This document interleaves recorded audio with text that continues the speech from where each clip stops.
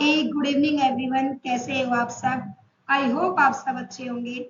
आज अपना डे 8 है और चैप्टर रहेगा वेक्टर का। भाई मेरी गारंटी है आज से पहले आपने ऐसा वेक्टर नहीं पढ़ा होगा। वीडियो को शुरू से लेकर एंड तक जरूर देखना। यहाँ से 2 क्वेश्चन आएंगे और दोनों के दोनों डेफिनेटली आपसे बन जाएंगे।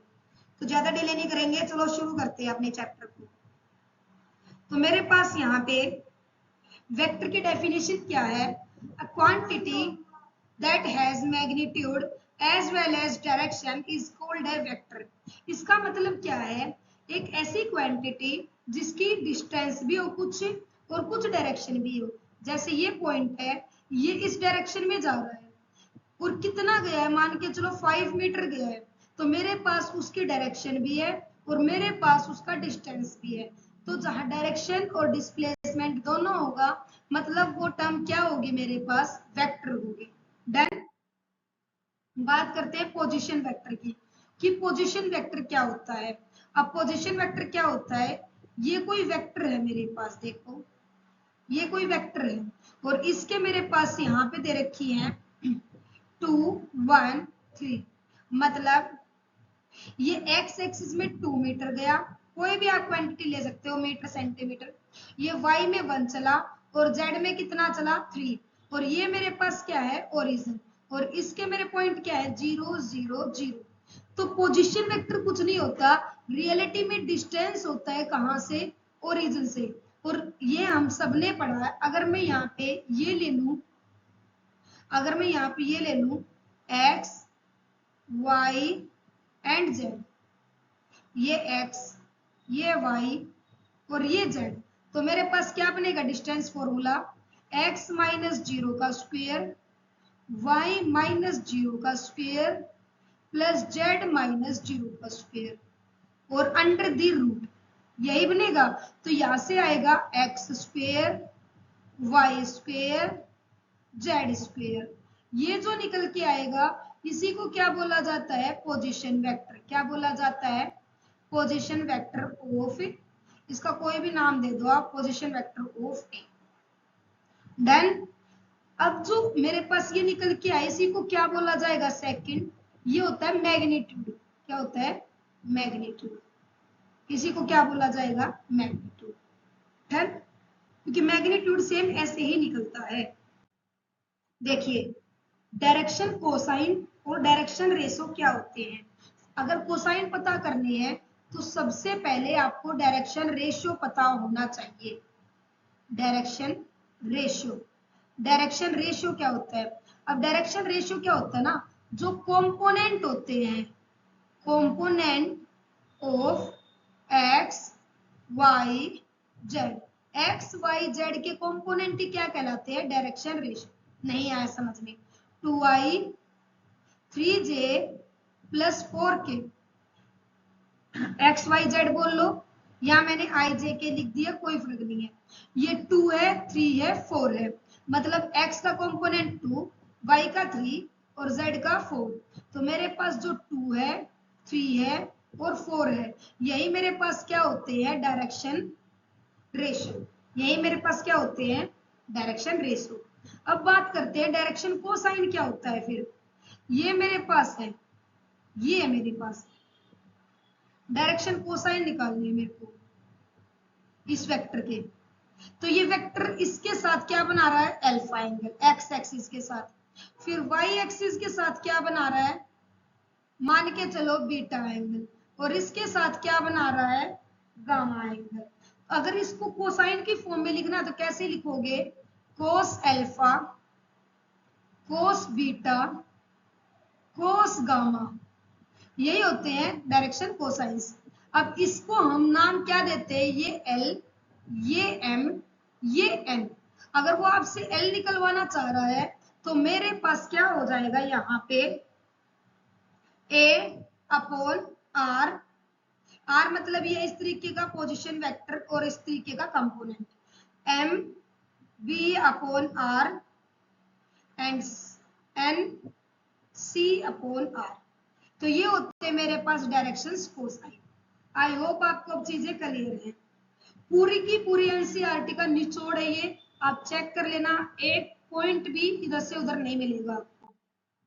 टाइप्स ऑफ वेक्टर क्या होते हैं, वेक्टर की टाइप्स कौन कौन सी होती है और क्या मीन होता है। सबसे पहले बात करते हैं जीरो वेक्टर की। जीरो वेक्टर किसको बोलते हैं, जिसका इनिशियल और फाइनल पॉइंट आपस में क्या करे, एक दूसरे के ऊपर हो, ठीक है ना। इनिशियल और फाइनल पॉइंट एक दूसरे के ऊपर है, तो ये एक पॉइंट की तरह आपको नजर आएगा, आ रहा है ना, एक पॉइंट की तरह।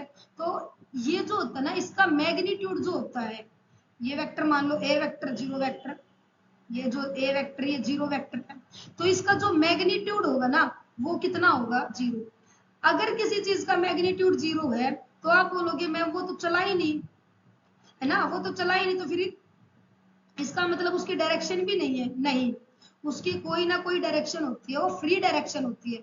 वो यहाँ भी मूव कर सकता है, वो ऐसे भी मूव कर सकता है, वो ऐसे भी मूव कर सकता है, वो ऐसे भी। अगर उसकी डायरेक्शन है तभी तो वो वेक्टर बनाया, अगर उसकी डायरेक्शन ना होती तो वो वेक्टर बनता ही नहीं। तो जीरो वेक्टर का मैग्नीट्यूड जीरो होता है, ये बात सच है, लेकिन अगर आप ये बोलो कि उसकी कोई डायरेक्शन नहीं होती, तो डायरेक्शन होती है, वो फ्री डायरेक्शन होती है, हमें पता नहीं होती, वो किसी भी डायरेक्शन में मूव कर सकता है। डन। अब बात करते हैं यूनिट वेक्टर की। यूनिट वेक्टर, यूनिट वेक्टर से ही समझ में आ रहा होगा, मतलब वन, जिसका मैग्नीट्यूड कितना होगा, वन होगा, जिसका मैग्नीट्यूड कितना होगा, वन हमारे पास। अब यूनिट वेक्टर निकालते कैसे हैं, ऐसे ए कैप लिखा जाता है, ए अपॉन ए का मैग्नीट्यूड, ये यूनिट वेक्टर निकालने का फॉर्मूला है, समझ गए आप, इसको नोट कर लेना, ये यूनिट वेक्टर निकालने का फॉर्मूला है। कोइनिशियल वेक्टर क्या होते हैं बताओगे, कोइनिशियल वेक्टर, इनिशियल का मतलब क्या होता है, शुरुआती बिंदु। कोइनिशियल वेक्टर होते हैं जिनका स्टार्टिंग पॉइंट सेम होता है। एक वेक्टर ये है जिसको ए वेक्टर बोल दिया, और एक वेक्टर ये है जिसको बी वेक्टर बोल दिया। इन दोनों का जो अगर आप देख पा रहे हो तो इनिशियल पॉइंट सेम है, तो ये कैसे वेक्टर हैं, कोइनिशियल वेक्टर हैं।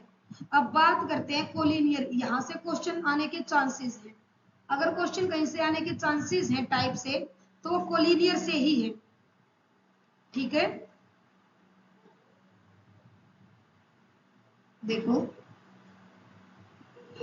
कोलिनियर वेक्टर, अब जो वेक्टर कोलिनियर होंगे ना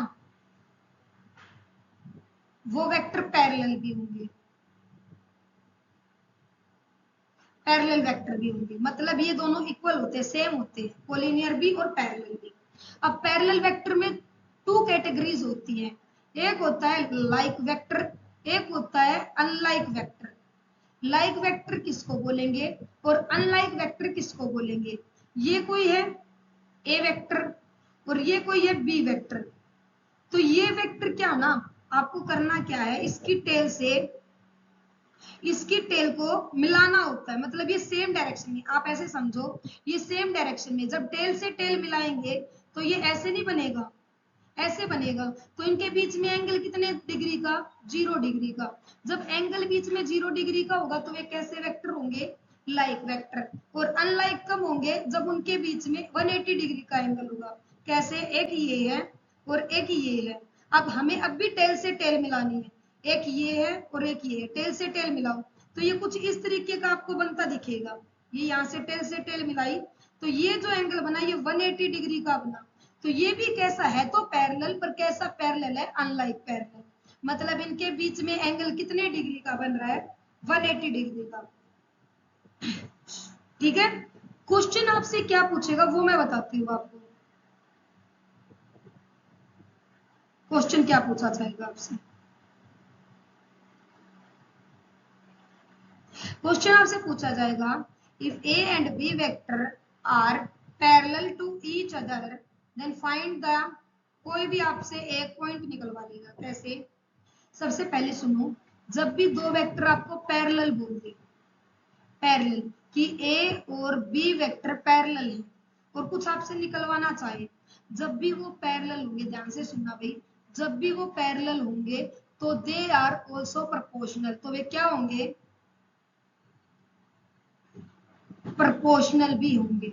ये लाइन आपको याद रखनी है, आपको कोई फॉर्मूला याद नहीं रखना, जब भी कोई दो वेक्टर पैरेलल है तो वो क्या होंगे, प्रोपोर्शनल होंगे। अब मैंने आपको एग्जांपल दिया, ए वेक्टर है 2i प्लस 3j माइनस का 4k, डन। और बी वेक्टर है 4i xj और 8k।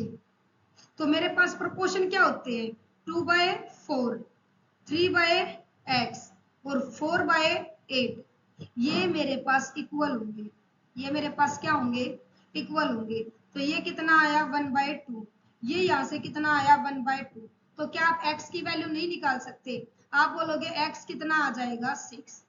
अब आया समझ में, जब भी पैरेलल होंगे तो वो प्रोपोर्शनल भी होंगे, और जब भी समझ गए। लेकिन इसका अपोजिट अगर बोले ना प्रोपोर्शनल है तो क्या पैरेलल होंगे, वो हर केस में नहीं होता। बट क्वेश्चन आपका पैरेलल का आएगा, पैरेलल जब भी होंगे वो प्रोपोर्शनल जरूर होंगे। आई थिंक ये पॉइंट अब आपको अच्छे से क्लियर हो गया। आज का चैप्टर बहुत जी लगा के पढ़ा रही हूँ, बहुत जान लगाई है मैंने इस चैप्टर में, क्योंकि यहाँ से डायरेक्ट 2 क्वेश्चन आएंगे। क्योंकि मैंने लास्ट 3 ईयर के देखे, हर एक में 2-2 क्वेश्चन आए हैं, आएंगे यहाँ से क्वेश्चन। देखो नेक्स्ट मेरे पास यहाँ पे आता है इक्वल वेक्टर। इक्वल वेक्टर मतलब A vector is equal to B vector. यहाँ पे दे दिया 2x plus 3y plus 2y कर लेना भाई, मेरा लिखने में थोड़ा सा वो हो जाता है, आप उस चीज को समझ जाया करो। 2y प्लस 3j माइनस का 4k, ये इक्वल हो जाएगा, तो ये हो जाएगा 2y प्लस 3j, और यहाँ पे मेरे पास x के आ जाएगा, तो x की वैल्यू क्या होगी, अगर ये इक्वल है तो x क्या हो जाएगा 4। आ गया समझ में, ये होता है मेरे पास इक्वल वेक्टर। चले अब आगे। और आज वाली ये पीपीटी भाई मैं अपने व्हाट्सएप ग्रुप पे शेयर कर दूंगी, आप अपने नोट्स बना लेना अच्छे से, ठीक है। एडिशन ऑफ वेक्टर्स, यहाँ भी हम फंसते हैं। एडिशन ऑफ वेक्टर क्या होता है, बहुत इजी से बताती हूँ। एडिशन ऑफ वेक्टर क्या होता है, मान के चलो एक वेक्टर ये है, ठीक है, एक वेक्टर ये है और एक वेक्टर ये है। सुनते रहना, सुनने से ही समझ में आ जाएगा।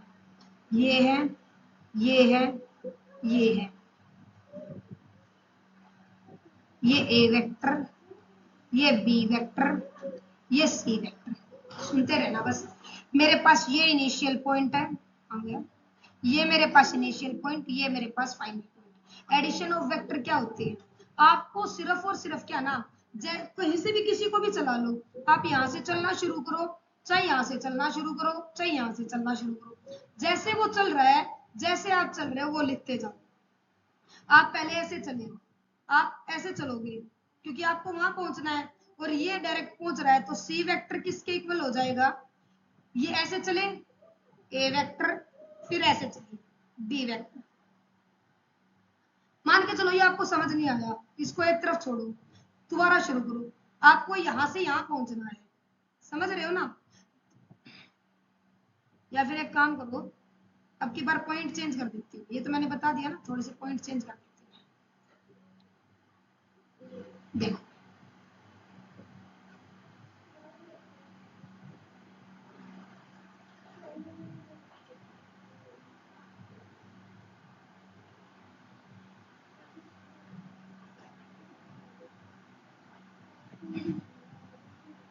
ए बी सी डी। अब आप बताओ, मतलब आपको ये आप एक चीज समझ लो, आपको ये कंप्लीट राउंड करना, मतलब आपको हर एक कॉर्नर को पकड़ना है। मान के चलो आपने यहाँ से चलना शुरू किया, तो आप क्या करोगे, पहले तो जाओगे ए वेक्टर से, ठीक है, फिर आपको जाना था ये ऐसे, ऐसे, इसको बीच में लिख लेना भाई, ये ऐसे लिख लेना, सॉरी, ये ऐसे लिख लेना, ए vector, B vector, C vector, D vector. Addition करना बता रही हूँ, ध्यान से समझ लो, एक ही क्वेश्चन से आ जाएगा समझ में। ए वेक्टर, फिर आपको ऐसे चलना था, ये तो उल्टा जा रहा है, उल्टा जा रहा है, तो माइनस का बी वेक्टर, ठीक है। फिर आपको ऐसे चलना था, फिर आएगा माइनस का सी वेक्टर, और फिर आपको कैसे आना था, ये भी उल्टा जा रहा है, माइनस का डी वेक्टर। तो ए वेक्टर मेरे पास क्या आ जाएगा, डी प्लस बी प्लस सी। ए वेक्टर मेरे पास क्या आ जाएगा, डी प्लस बी प्लस सी। अब आ गया समझ में, तो एडिशन कुछ नहीं है, आप जैसे चल रहे हो ना, सिर्फ अपने आप को रिदम नहीं तोड़नी है, जहां से शुरू किया उस एंड पॉइंट पर आ जाओ, वहां से आपका डायरेक्ट एडिशन निकल के आ जाएगा। ठीक है, इसका कोई फॉर्मूला लर्न करने की जरूरत आपको नहीं है। एक और बना के दिखाती हूँ मैं आपको, ए vector, B vector, C vector. तो मेरे पास ये हो जाएगा ऐसे, ये ऐसे और ये ऐसे। तो आप कैसे चले, पहले ए वेक्टर से, फिर आपको यहाँ आना तो आप सेम चले प्लस बी वेक्टर, और ये हो जाएगा मेरे पास प्लस सी वेक्टर, इस तरीके से। डन। तो आप जहां से चलना शुरू कर रहे हैं, आप अपने राउंड को कंप्लीट करो, आपका आंसर आ जाएगा।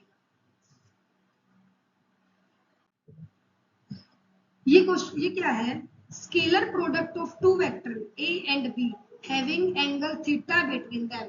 क्योंकि मुझे यहाँ पे भाई लैपटॉप में थीटा का पता नहीं था कहां से लिखा जाएगा, तो मैंने ऐसे लिख दिया ये वाला थीटा है।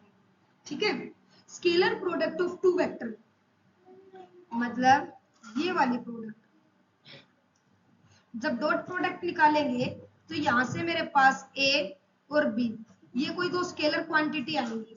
The scalar product of two vector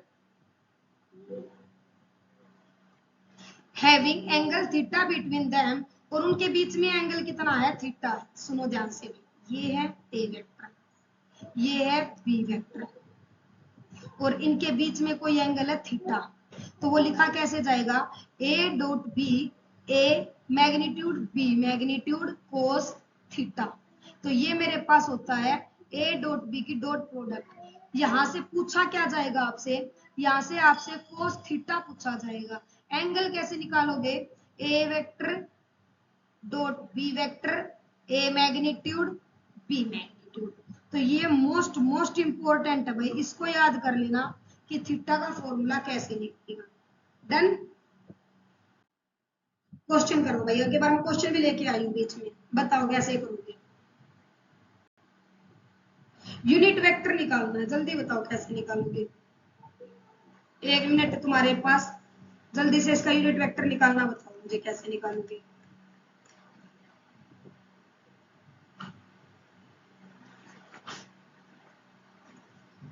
अभी तो मैंने बताया था, जल्दी बताओ।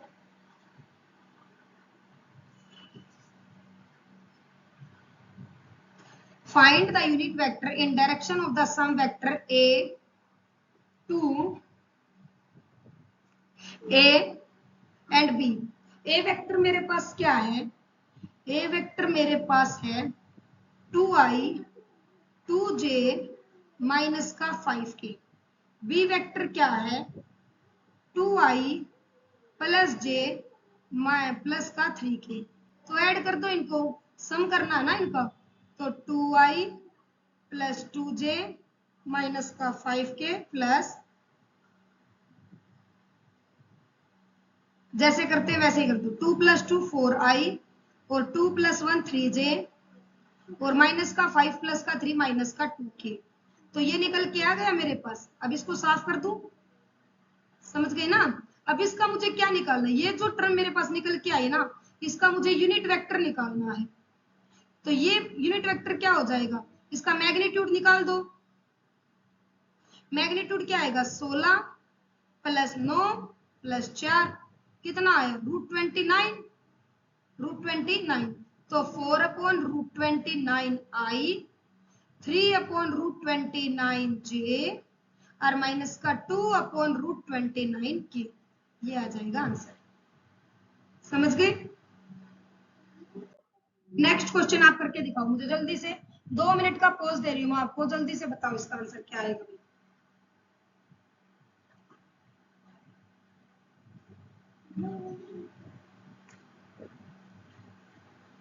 Write the direction ratio of the vector and hence calculate direction cosines। तो मैंने डायरेक्शन रेशियो आपको बता दिया था, क्या होगा डायरेक्शन रेशियो 1 1 माइनस 2। और डायरेक्शन कोसाइन क्या होंगे, ये आपका कोई पोजीशन वेक्टर है, इसका मैग्नीट्यूड आप निकालोगे तो 1 प्लस 1 प्लस 4 √6। बस लिखना आना चाहिए, 1/√6 आई, 1/√6 जे माइनस का 2/√6, ये आ जाएंगे डायरेक्शन कोसाइंस। ये आते हैं डायरेक्शन रेशियो, जो कंपोनेंट होते हैं मेरे पास आई जे के एक्स वाई जेड के, और मेरे पास ये होते हैं डायरेक्शन कोसाइंस। डन। ये देखो मैंने यहाँ पे डायरेक्ट आपके लिए कुछ ऑब्जर्वेशंस लिए जो आपको याद रखनी है। ये तो मैंने यहाँ पे आपको एंगल बता दिया है। अब ये एंगल क्या था, अगर ये एंगल मेरे पास जीरो है तो कोस जीरो कितना होता है, 1 होता है। तो मेरे पास ये डॉट प्रोडक्ट क्या आ जाएगी, magnitude of A and magnitude of A B. But अगर मेरे पास ये थीटा 90 डिग्री है, कितने डिग्री, 90, मतलब वो क्या है, आपस में परपेंडिकुलर है। परपेंडिकुलर हो गए तो इनकी डॉट प्रोडक्ट क्या आ जाएगी भाई, 0। ये चीजें आपको याद रखनी, क्योंकि क्वेश्चन में डायरेक्ट बोलता है कि जो वेक्टर वो आपस में परपेंडिकुलर है, तो आपसे कोई भी एक वैल्यू निकलवाएगा। तो जब भी परपेंडिकुलर होंगे उनका डॉट प्रोडक्ट 0। पैरेलल में मैंने आपको बता दिया है 0 के लिए ये होता है, बट स्टिल आप प्रोपोर्शनलिटी वहां पे चेक कर सकते हो। यही लिखा है, ए और बी रियल नंबर होते हैं, अगर वो मेरे पास 0 है तो परपेंडिकुलर है, यहाँ ये ऐसे है, पाई है तो 180 हो जाएगा, माइनस का हो जाएगा मेरे पास यहाँ पे। उसके बाद बस ये आप कर लेना। यहाँ पे मैंने कोस थीटा का फॉर्मूला आपको बता दिया था। कोस थीटा का फॉर्मूला क्या होता है, ए डॉट बी अपॉन ए का मैग्नीट्यूड अपॉन बी का मैग्नीट्यूड, यही बताया था, ए डॉट बी और ये। डन। एक बार इसको अच्छे से पढ़ और लेना भाई। प्रोजेक्शन क्या होता है, प्रोजेक्शन फॉर्मूला क्या होता है, प्रोजेक्शन ऑफ, ऐसे आएगा, projection of A and B. A and B का प्रोजेक्शन निकालना है, तो इन दोनों का क्या हो जाएगा मेरे पास, डॉट प्रोडक्ट, और नीचे जो सेकंड टर्म होती है उसका मैग्नीट्यूड, नीचे जो सेकंड टर्म होती है उसका क्या हो जाएगा, मैग्नीट्यूड। आ गया समझ में, ए डॉट बी अपन में मैग्नीट्यूड। बताओ जल्दी से भाई, प्रोजेक्शन कर लोगे, क्वेश्चन बताओ तो इसका। प्रोजेक्शन निकालना है, ए वेक्टर क्या गिवन है भैया आपको, 2y plus 3j plus 2k, और बी वेक्टर आपके पास क्या है, i plus 2j plus k। तो आपको a डॉट बी निकालना है, इसकी मल्टीप्लाई इससे करोगे 2 हो जाएगा, इसकी मल्टीप्लाई इससे करोगे 6 हो जाएगा, और इसकी मल्टीप्लाई इससे करोगे तो फिर 2 आ जाएगा। तो ये मेरे पास कितना आ जाएगा, 10 आ जाएगा। उसके बाद आप इसका b का क्या निकाल देना, मैग्नीट्यूड, समझ रहे हो ना, इन दोनों की डॉट प्रोडक्ट, और इसका क्या आ जाएगा, मैग्नीट्यूड, 1 + 4 + 1 √6। तो इस तरीके से आप करके देख लेना। ओके, फॉर्मूला मैंने बता ही दिया, सेम आपको पुट ऑन करना है। क्रॉस प्रोडक्ट क्या होती है, क्रॉस प्रोडक्ट होती है ये a क्रॉस b, और इसको रिप्रेजेंट कैसे किया जाएगा, i vector, j vector, k vector. यहाँ पे मेरे पास a1 a2 a3, a के जितने भी मेरे पास कंपोनेंट है b के कंपोनेंट है, ठीक है, और यहाँ से आप इसको निकाल सकते हो। डन। ये होता है क्रॉस प्रोडक्ट। क्रॉस प्रोडक्ट में क्या होता है ना, मेरे पास एंगल जो होता है ना वो साइन थीटा आ जाता है, क्या आ जाता है, साइन थीटा। तो यहाँ पे चेंज हो जाएगा, एक तो साइन 90 वाला और एक साइन 0 वाला। साइन 0 0 होता है और साइन 90 कितना होता है मेरे पास, 1। तो ये मेरे पास एक बार चेंज हो जाएगा, सेम ही रहता है, ये वाला ही होता है सेम, बट स्टिल यहाँ पे क्या हो जाएगा मेरे पास, एक बार थीटा 0 लिखा जाएगा और एक बार थीटा 90 डिग्री। तो आप खुद से परपेंडिकुलर और पैरेलल की इक्वेशन निकाल सकते हो, निकाल लोगे ना।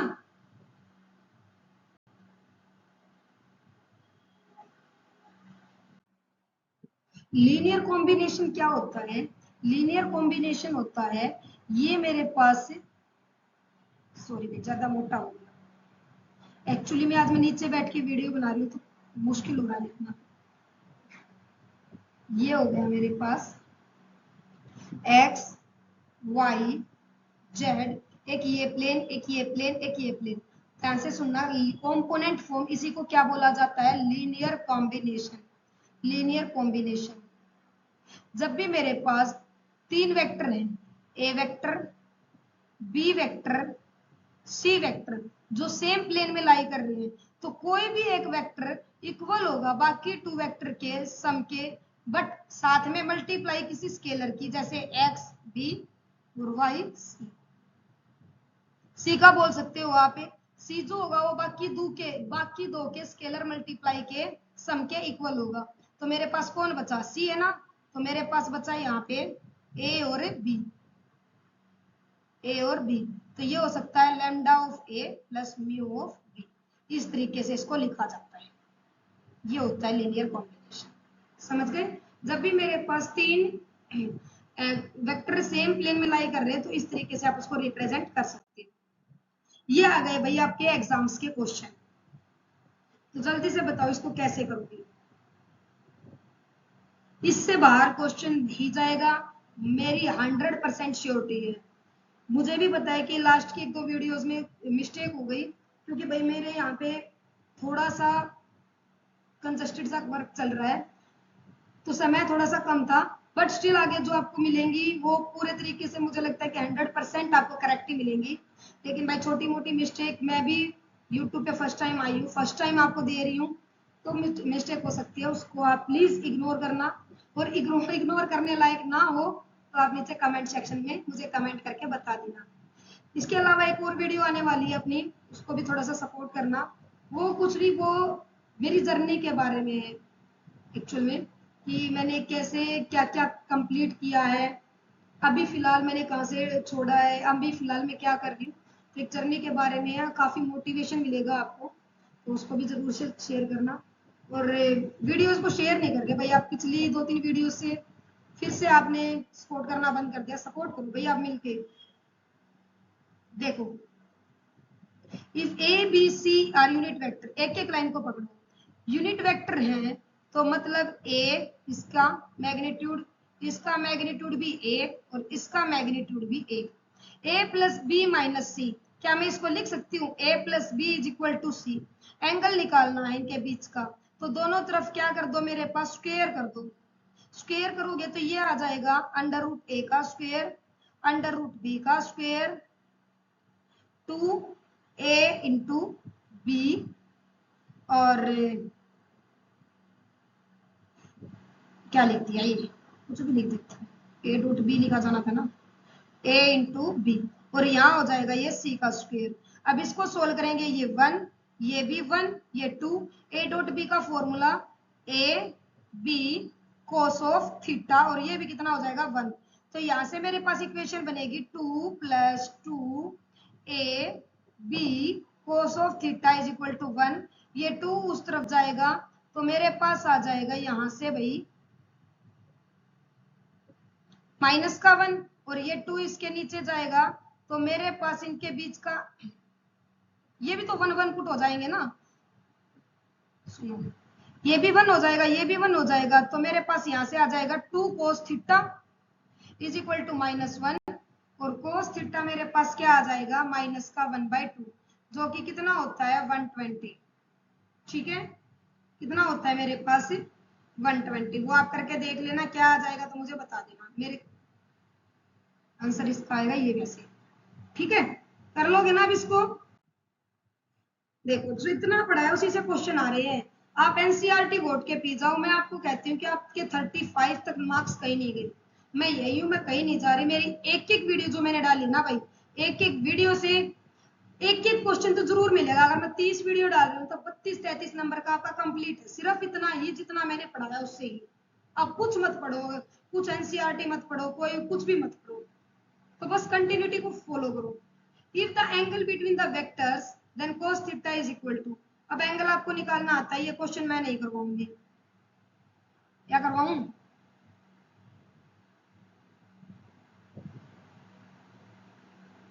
यही था ना, इन दोनों की मल्टीप्लाई कर लेना, 5 छिक्का 30 और 8 तिया 24, और ये हो जाएगा माइनस का 4, तो ये आ जाएगा 2, ये तो 2 आ गया, और a का क्या आ जाएगा 25, 25 और 9 34, 34 और 16 50, तो अंडर रूट 50, और ये हो जाएगा अंडर रूट 101, इसको लिख लेना अलग से, ठीक है। ये भी लिखा जाएगा 2, ये आ जाएगा 5√2 भी बन सकता है ना, और ये हो जाएगा 101, ये √2 बन जाएगा, यहाँ से आपका सोल्व हो जाएगा। तो आंसर कौन सा करेक्ट हो जाएगा? ऑप्शन 3, ठीक है। बताओ हो जाएंगे क्वेश्चन? सारे एग्जाम के क्वेश्चन है भाई, मैं अपनी तरफ से एक भी क्वेश्चन नहीं लेके आई। नेक्स्ट क्वेश्चन बताओ।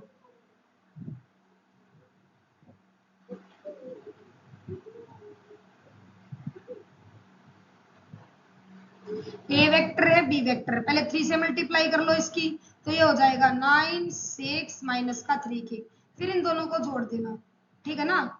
उसके बाद 2 की मल्टीप्लाई इससे कर लेना और माइनस का भी कर देना। तो ये तो नॉर्मली आपका प्लस माइनस है, ये क्वेश्चन आप खुद से कर लोगे, कर लोगे ना। ये जो क्वेश्चन है भाई, इस क्वेश्चन में आपको करना क्या है ना,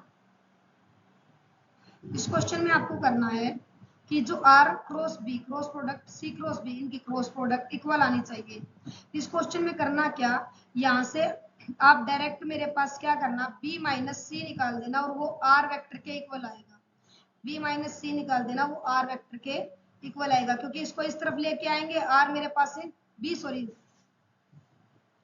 तो B माइनस C निकाल देना, B माइनस C करेंगे हमारे पास, या तो ये आ जाएगा मेरे पास 2i माइनस का i और माइनस का ये हो जाएगा माइनस का 3j माइनस का 2j माइनस का 5j, और ये हो जाएगा 4 और ये हो जाएगा 1, तो प्लस का 3k। तो इस तरीके से माइनस करके निकाल देना और चेक कर लेना कि कौन सा r वेक्टर के इक्वल आ रहा, तो ये ऑप्शन मेरा क्या हो जाएगा? करेक्ट हो जाएगा। डन। ये क्वेश्चन थोड़ा सा टिपिकल था। मामी का एक बार पानी लेके आना बेटा।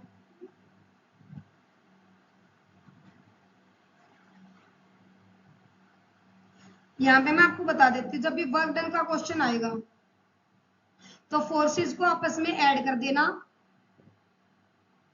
और इनकी मेरे पास क्या कर देना, जो मेरे पास पोजीशन वेक्टर है उनकी डॉट प्रोडक्ट, ये मेरे पास आंसर हो जाएगा। समझ गए भाई?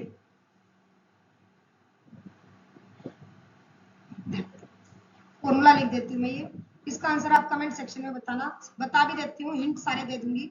आपको P प्लस क्यू करना है डॉट, और A और B ये पोजीशन वेक्टर निकालना है, B माइनस ए करके आप निकाल सकते हो। मतलब इस B में से ये A है, ये B है, इस B में से A को माइनस करोगे तो पोजीशन वेक्टर आ जाएगा। उसके बाद P प्लस क्यू इन दोनों को ऐड कर देना और उनकी डॉट प्रोडक्ट कर देना, उससे आपका आंसर आ जाएगा। और आंसर मुझे तो याद नहीं भाई, शायद से 3 या 4 में से 3 था शायद। तो आप मुझे कमेंट सेक्शन में बताना क्या आपका आंसर आ रहा है या नहीं आ रहा है। बाकी आ जाएगा, कुछ भी नहीं है, सिंपल मल्टीप्लीकेशन था। तो भाई आज के चैप्टर में मैंने एक सिंगल पॉइंट नहीं छोड़ा है वेक्टर का पूरा चैप्टर आपको ऑलमोस्ट 40 मिनट्स में दे दिया है। भाई अगर मेरी वीडियो आपको पसंद आ रही तो लाइक करें, शेयर करें, चैनल को सब्सक्राइब करें और नीचे कमेंट करके जरूर बताया करो कि हाँ मैम ये सेशन काफी अच्छा रहा। ऐसे ही हमें थोड़ा सा डिटेल्ड वर्जन चाहिए। नेक्स्ट किस टॉपिक पे आपको वीडियो चाहिए? 3D चाहिए, मैट्रिक्स चाहिए, कोई भी आपको चैप्टर, प्रोबेबिलिटी चाहिए, जिस भी चैप्टर पर आपको वीडियो चाहिए मुझे नीचे कमेंट सेक्शन में जरूर बता देना। और भाई चैनल को शेयर करो और व्हाट्सएप ग्रुप को भी ज्वाइन करो। तो मिलते हैं नेक्स्ट वाली वीडियो में, तब तक के लिए थैंक यू।